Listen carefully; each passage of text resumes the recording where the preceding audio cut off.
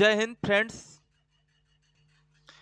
प्रयत्न for success के इस ऑनलाइन प्लेटफॉर्म पर आप सभी लोग का एक बार से फिर से बहुत बहुत स्वागत है।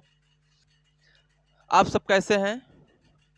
उम्मीद करते हैं आप सब बहुत अच्छे से होंगे, मस्त होंगे, स्वस्थ होंगे और बहुत बढ़िया और बहुत बेहतरीन ज़बरदस्त पढ़ाई कर रहे होंगे।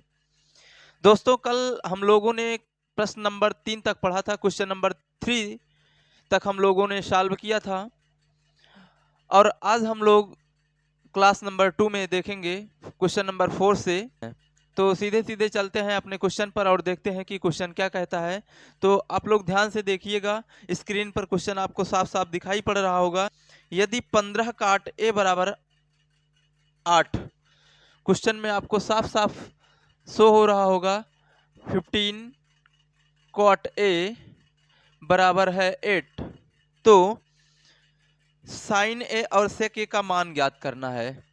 पहला तो साइन ए और दूसरा आपको सेक ए का मान पूछ रहा है। तो देखिएगा ध्यान से, आप लोग सबसे अच्छी तरीके से आपको समझ में आएगा। आपको 15 cot A is equal to 8 दिया हुआ है, ये पार्ट आपको दिया हुआ है और इस पार्ट की सहायता से आपको पहला पॉइंट आपको निकालना है साइन ए की वैल्यू और दूसरा पॉइंट आपको निकालना है सेक ए की वैल्यू। तो साइन ए की वैल्यू और सेक ए की वैल्यू हमको किस तरह से निकलेगी? तो जाहिर सी बात है हमको इसी का सहारा लेना होगा, क्योंकि जो डिफाइंड है आपको पता है, जो फाइंड है आपको। तो सबसे पहले आप ये जो लिखा हुआ है काट ए बराबर 15 कॉट ए बराबर 8, तो इसको हम देखेंगे ध्यान से। तो काट ए को रोक लेंगे, ये दोनों के बीच में कोई सिंबल नहीं है, ध्यान से देखिएगा। इसके और इसके बीच में कोई सिंबल नहीं, तो मल्टीप्लाई माना जाएगा। अगर एक साइड में मल्टीप्लाई कर रहा है तो दूसरे साइड में जाएगा, तो जाहिर सी बात है कि ये डिवाइड करेगा, अर्थात काट ए बराबर हो जाएगा 8/15। समझ में आ रहा होगा आपको। अब यहाँ से आप फिगर ड्रा करिएगा, एक चित्र बनाइएगा। यहाँ पर ए लिख लीजिए, यहाँ पर बी लिख लीजिए, यहाँ पर सी लिख लीजिए। काट ए का सूत्र आपको पता ही होगा, काट ए का फार्मूला काट ए बराबर आपको पता ही होगा कि आधार बटे लंब होता है, आधार बटे लंब। तो यहाँ पर ध्यान से देखिएगा, हम इसका मतलब है कि आधार की वैल्यू पता है 8 और लंब की वैल्यू पता है 15। तो आधार आपका इस फिगर में अगर हम देखें ध्यान से, तो आपका आधार ए बी है। इसका मतलब है कि ए बी की वैल्यू कितनी पता है? 8 पता है, तो 8 रख दीजिए। और लंब है आपका यहाँ पर BC, तो लंब के जगह पर आप 15 रख दीजिए। यहाँ से आपको AC की वैल्यू निकालनी है, तो AC की वैल्यू निकाल लीजिए। AC स्क्वायर बराबर हो जाएगा BC square plus AB square, अर्थात यहाँ से 15 का स्क्वायर प्लस 8 का स्क्वायर। 15 का स्क्वायर हो जाएगा 225 और इसका स्क्वायर हो जाएगा 64। इसको हम जोड़ेंगे तो ये हो जाएगा 5 और 4 मिलके 9, 2 और 6 मिलके 8 और 2। AC स्क्वायर बराबर इतना हो गया, तो AC बराबर क्या होगा? √289। इसका मतलब AC बराबर इसका जब वर्गमूल निकालेंगे तो आएगा 17। कहने का मतलब है कि AC बराबर भैया मेरे यहाँ पर आया है √289। तो AC बराबर जब इसका आप स्क्वायर निकालेंगे, स्क्वायर रूट निकालेंगे, तो आएगा कितना? 17 आ जाएगा। अर्थात कहने का मतलब है कि इस फिगर में AC की वैल्यू दिया हुआ है कितना? 17। तो यहाँ पर आप 17 रख दीजिए। चलते हैं, आपको साइन ए निकालना है। तो साइन ए देखिएगा, साइन ए बराबर होता है फार्मूला लंब बटे कर्ण। तो लंब के जगह पर आप 15 रखिएगा, लंब के जगह पर 15 बटे कर्ण के जगह पर 17। इसका मतलब है कि साइन ए की वैल्यू जो आपको मिल गई है वो कितनी मिली है? 15/17 मिली हुई है। कहने का मतलब यहाँ पर ध्यान से अच्छे से समझिएगा कि लंब की वैल्यू आपका, लंब यही है BC, तो BC की वैल्यू है आपका 15, इसका मतलब है लंब की जगह पर 15 रखा गया है। कर्ण है आपका AC और AC की वैल्यू है 17, तो कर्ण 17 हो गया, अर्थात साइन A की वैल्यू जो हो गई 15/17 हो गया। यही आपका आंसर हो गया पहला वाला। दूसरा वाला आपको क्या पता करना था, दूसरा वाला भी देख लीजिए। सेक ए पता करना था। सेक थीटा बराबर होता है कर्ण बटे आधार। सेक थीटा बराबर क्या होता है, कर्ण बटे आधार। तो कर्ण यहाँ पर कितना है वैल्यू, कर्ण की वैल्यू है आपकी 17, तो 17 रख दीजिए। कर्ण की वैल्यू आप 17 रख दीजिएगा। और आधार, आधार आपके पास कितना मिला हुआ है, 8 मिला हुआ है, तो आधार 8 रख दीजिए। सेक एक की वैल्यू आपको यहाँ से मिल गई 17/8। आपका यही क्या हो गया, आंसर हो गया। इस तरह से आपको दोनों सवाल समझ में आ चुका होगा और इसी तरह से आपका दोनों सवाल लग जाएगा। उम्मीद है कि ये सवाल आपको समझ में आया होगा और आप अच्छे से समझ भी पाए होंगे। चलते हैं हम अगले सवाल की तरफ और देखते हैं कि अगला सवाल क्या कहता है। चलिएगा, 5वां नंबर क्वेश्चन देखिएगा ध्यान से। 5वां नंबर क्वेश्चन कह रहा है सेक थीटा बराबर 13/12 हो। 5वां नंबर क्वेश्चन कह रहा है सेक थीटा बराबर दिया हुआ है 13/12। तो प्रश्न में क्या बोल रहा है, अन्य सभी त्रिकोणमितीय अनुपात परिकलित कीजिए। सेक थीटा बराबर 13/12 दिया है और पूछा है अन्य सभी त्रिकोणमितीय अनुपात परिकलित कीजिए। इसका मतलब है कि जितने और शेष त्रिकोणमितीय मान हैं, त्रिकोणमितीय अनुपात हैं, उनको पूछा है। तो सेक को अगर छोड़ें तो पहली चीज तो आपको पहला चीज पूछा है कि साइन थीटा, दूसरा आपको पूछा है कास थीटा, तीसरा आपको पूछा है, सेक तो दिया ही है, टैन थीटा, और फिर टैन के बाद काट थीटा, काट थीटा के बाद कोसेक थीटा। तो यहाँ पर एक बड़ा ही रोमांटिक बात देखिएगा, बहुत ही अच्छी बात देखिएगा कि सेक थीटा बराबर है 13/12। आपको एक चीज़ पता होगा कि सेक थीटा जो होता है वो कास थीटा का उल्टा होता है। कहने का मतलब है कि जो सेक थीटा का मान है अगर हम उसे पलट दें तो हमारी कास की वैल्यू मिल जाएगी। आप अच्छे से यह बात तो समझ ही पा रहे होंगे। तो यहाँ पर हम बोल रहे हैं कि सेक का उल्टा होता है कॉस, कॉस थीटा। इसका मतलब है कि इसको जब हम पलट देंगे तो ये हो जाएगा 12/13। कहने का मतलब है कि कॉस थीटा की वैल्यू हमारी मिल गई है 12/13। एक उत्तर तो आपको ये पता चल गया। चलिएगा, दूसरा चीज और आपको यहाँ से क्या पता चल सकता है, आप एक फिगर बना लीजिए। फिगर के माध्यम से हम निकालेंगे इसको हम मान लेते हैं ए, इसको मान लेते हैं बी और इसको मान लेते हैं सी। अगर देखते हैं यहाँ पर ध्यान से तो कास थीटा बराबर होता है आधार बटे कर्ण। इसका मतलब है ये आधार है और ये कर्ण है, तो आधार की वैल्यू 12 हो गई और कर्ण की वैल्यू हो गई 13। तो लंब की वैल्यू पता करना है। इसका मतलब है कि BC² बराबर हो जाएगा AC² माइनस AB²। तो AC का मतलब है 13, तो 13 का स्क्वायर माइनस AB है आपका 12, तो 12 का स्क्वायर। 13 का जब स्क्वायर करेंगे तो 13 तिरहिया में 169 माइनस 12 भरहिया में 144 हो जाएगा। 169 में से 44 144 निकलेगा तो आएगा कितना, 25 आ जाएगा। अर्थात BC² बराबर 25, तो BC बराबर हो जाएगा √25। इसका मतलब है कि BC बराबर हो जाएगा आपका 25 का वर्गमूल निकालेंगे तो 5 आएगा। कहने का मतलब है जो लंब है वो कितना है, 5। अब यहाँ से आप निकालिएगा साइन थीटा। साइन थीटा बराबर होता है फार्मूला लंब बटे कर्ण। तो लंब आपका यहाँ पर 5 है तो 5 रखिए, कर्ण है आपका 13 तो 13 रखिए, अर्थात साइन थीटा की वैल्यू आई 5/13। यही आपका आंसर हो गया। काश का आपको पता ही चल गया है, फिर भी अगर आपको नहीं समझ में आया तो ऐसे ही समझ लो कि कास थीटा बराबर होता है आधार बटे कर्ण। कास थीटा बराबर सूत्र होता है आधार बटे कर्ण। तो आधार की वैल्यू यहाँ से 12 दिख रही है तो 12 हुआ है और कर्ण की वैल्यू 13 है तो आप 13 देख पा रहे होंगे। आप ये भी बात अच्छे से समझ में आया होगा आपको। चलिएगा अगला क्वेश्चन देखिएगा। टैन थीटा, टैन थीटा का सूत्र होता है लंब बटे आधार, लंब बटे आधार। तो लंब की वैल्यू यहाँ पर देखो कितना है, 5 है, तो 5 रख दो। आधार की वैल्यू कितनी है, 12, तो 12 रख दो, बस भैया tan की भी वैल्यू निकल गई। आपको एक चीज़ और पता होगा, tan का उल्टा cot होता है, तो हम क्यों फिगर पे देखें, डायरेक्ट जितना tan की वैल्यू आई है उसी को पलट दें तो cot की वैल्यू मिल जाएगी आपको। अर्थात अगर tan की वैल्यू 5/12 है तो cot की वैल्यू कितनी हो जाएगी, 12/5 हो जाएगी। क्यों? क्योंकि tan का उल्टा जो होता है cot होता है, तो tan का उल्टा आप tan का जो मान है उसको पलट दीजिए, उल्टा कर दीजिए, तो आपको cot की वैल्यू मिल जाएगी। और एक चीज़ आपको और अच्छे से समझ में आएगा, इसी तरह से साइन थीटा का उल्टा कोसेक थीटा होता है। तो कहने का मतलब है कि जो साइन थीटा का वैल्यू है अगर हम उसको पलट दें तो हमारा कोसेक थीटा की वैल्यू मिल जाएगी, अर्थात 13/5। और अगर आपको इस तरह से नहीं समझ में आ रहा है तो आप ऐसे समझ लीजिए, काट थीटा बराबर होता है आधार बटे लंब, काट थीटा बराबर होता है आधार बटे लंब।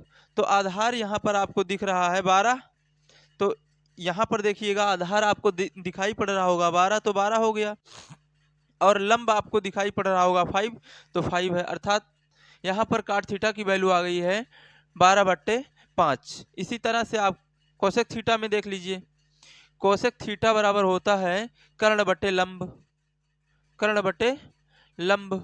तो कर्ण की वैल्यू देखिएगा इसमें इस फिगर में 13 है, तो 13 लिखा हुआ है, और लंब की वैल्यू कितनी है 5 है, तो 5 लिखा हुआ है। इस तरह से आपका ये सभी त्रिकोणमितीय अनुपात आपके सामने निकल के आ गया है। क्योंकि आपको सेक दिया था और बाकी पता करना था, तो सेक से आप कास पे आए और इस तरह से आप चित्र बनाए, चित्र से आप एसी निकाले हैं, और उसके बाद शेष त्रिकोणमितीय अनुपात को आप इसी तरह से निकालेंगे तो बहुत आसानी से आप निकाल पाएंगे। उम्मीद है आप बहुत अच्छे से समझ पा रहे होंगे। चलिएगा अगला क्वेश्चन हम देखते हैं, अगला क्वेश्चन क्या कहता है।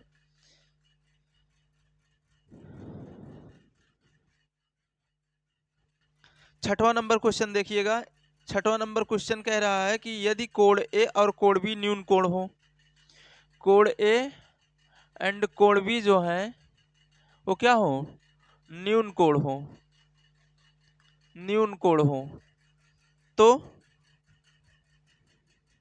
जहां कास ए बराबर कास बी भी दिया है, एक चीज आपको यहां से मिला हुआ है कास ए बराबर कास बी, तो दिखाना है आपको कोण ए बराबर कोण बी, आपको ये चीज प्रूफ करना है। देखिएगा यहाँ पर आपको दिया हुआ है कोण ए और कोण बी न्यून कोण है। कोण ए और कोण बी न्यून कोण का मतलब एक्यूट एंगल है, मतलब कोण ए और कोण बी दोनों न्यून कोण हैं। मतलब कहने का है कि वो कोण जो 90 अंश से कम का हो न्यून कोण कहलाता है। इसका मतलब है कि कोण ए भी और कोण बी भी दोनों 90 डिग्री से कम के ही हैं।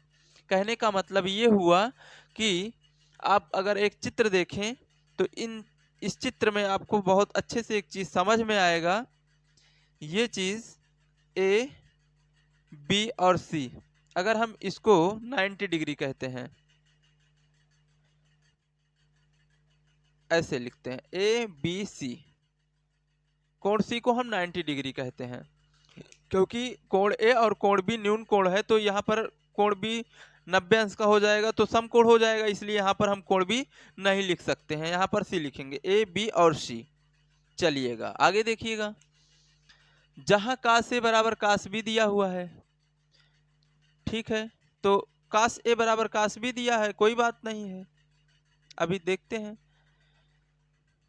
कास ए का फार्मूला आप चल दीजिए, कास ए के लिए आधार बटे कर्ण होता है, तो आधार आपका ए सी है और कर्ण है आपका ए बी, अर्थात ए बी हो गया, बराबर कास बी का मतलब ये आधार हो जाएगा, ये आधार हो जाएगा, तो बी सी बटे ए बी।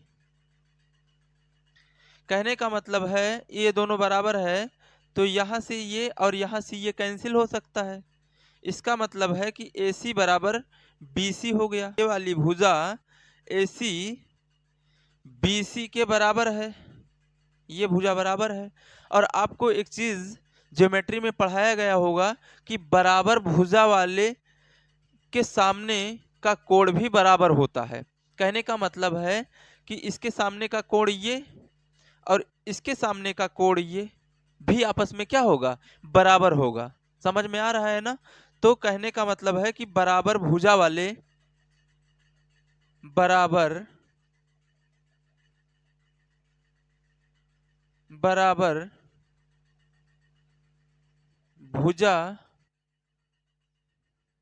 वाले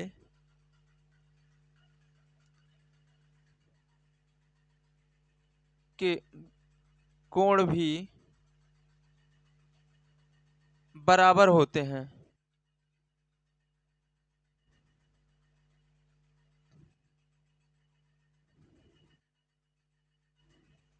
बराबर होते हैं कहने का मतलब है कि AC ये भुजा ए BC ये भुजा दोनों आपस में बराबर हैं, तो इसके सामने का कोण ये वाला और इसके सामने का कोण ये वाला भी आपस में बराबर होगा। कहने का मतलब है कि कोण A आपस में बराबर होगा किसके? कोण A बराबर होगा कोण B के, और आपको यही तो प्रूफ करना था। तो शो प्रूफ दैट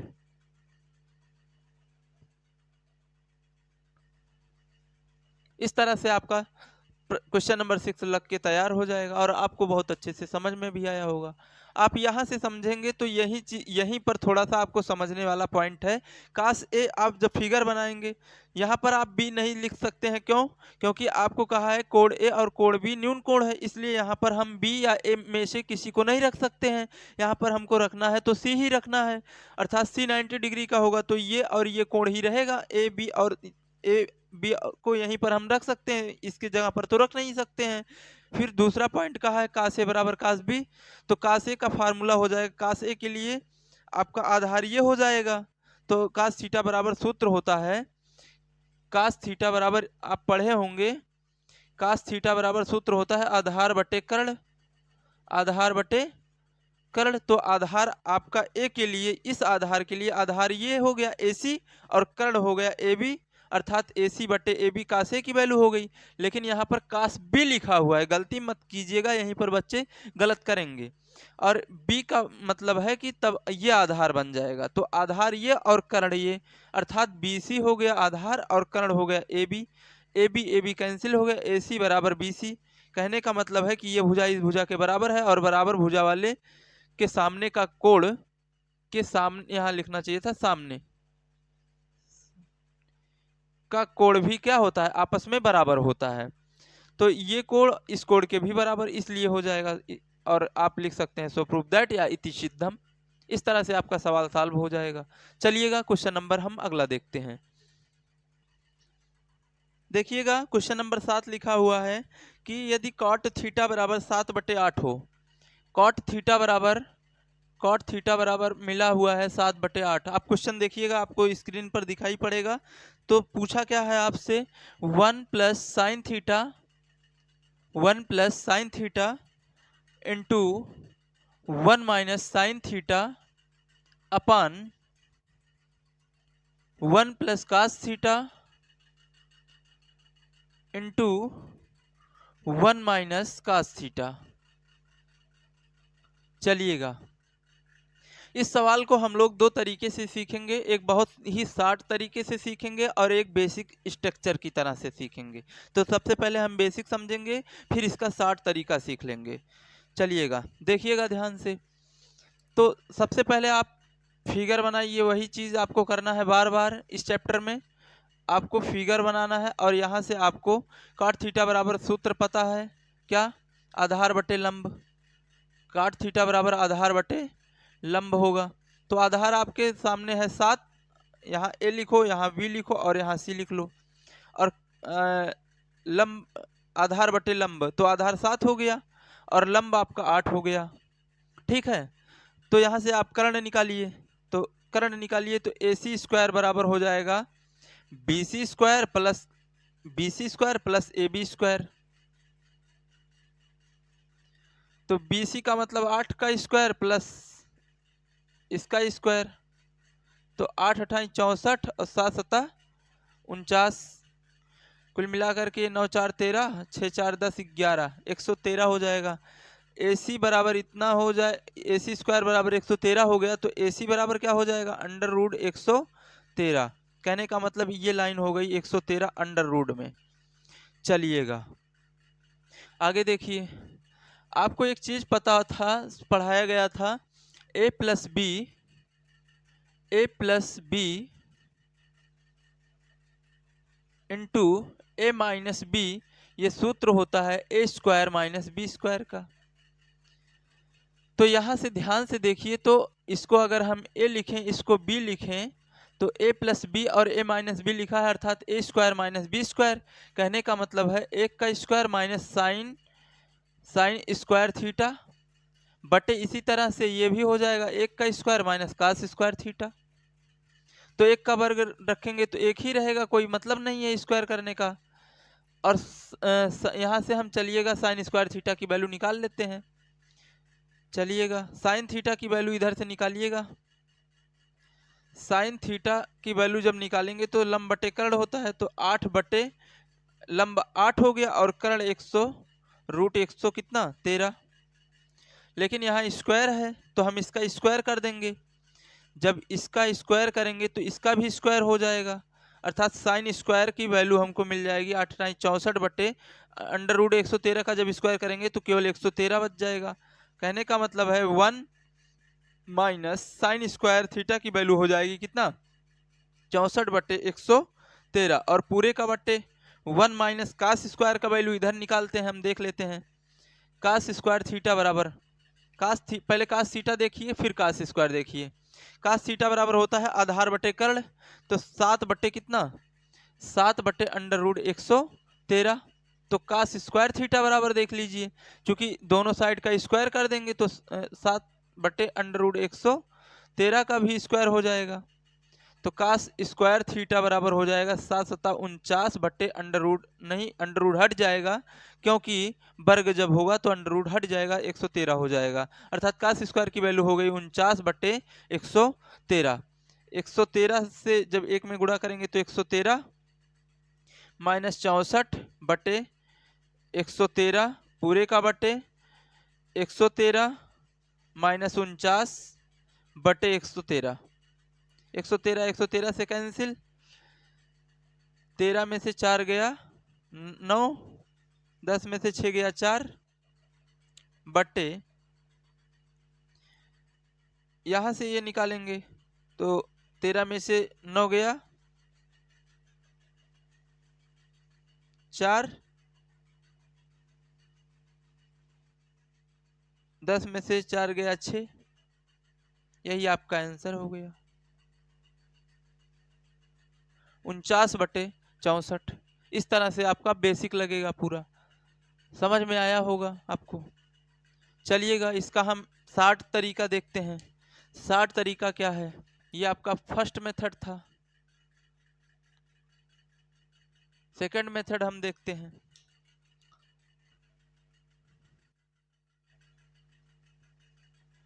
चलिएगा अब हम सेकंड मेथड देखते हैं। तो यहाँ से A plus B A minus B, ये हो जाएगा A square minus B square, मतलब साइन स्क्वायर थीटा, और नीचे भी वही हो जाएगा A square minus cos square theta. कहने का मतलब एक का स्क्वायर करेंगे एक ही रह जाएगा।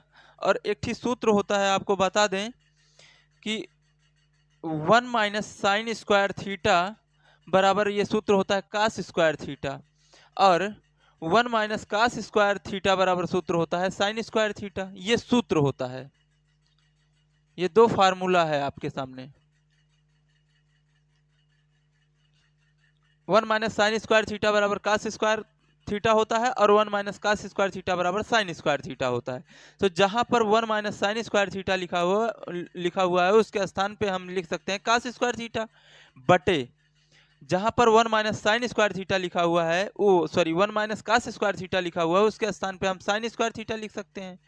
यहाँ पर देखिएगा ध्यान से, दोनों जगह स्क्वायर है, तो यहाँ पर हम इसको लिख देंगे कास थीटा बटे साइन थीटा का होल स्क्वायर।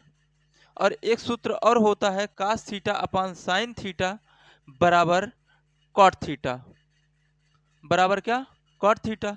तो इसके जगह पर हम लिख देंगे कॉट थीटा का होल स्क्वायर, चूंकि है तो होल स्क्वायर।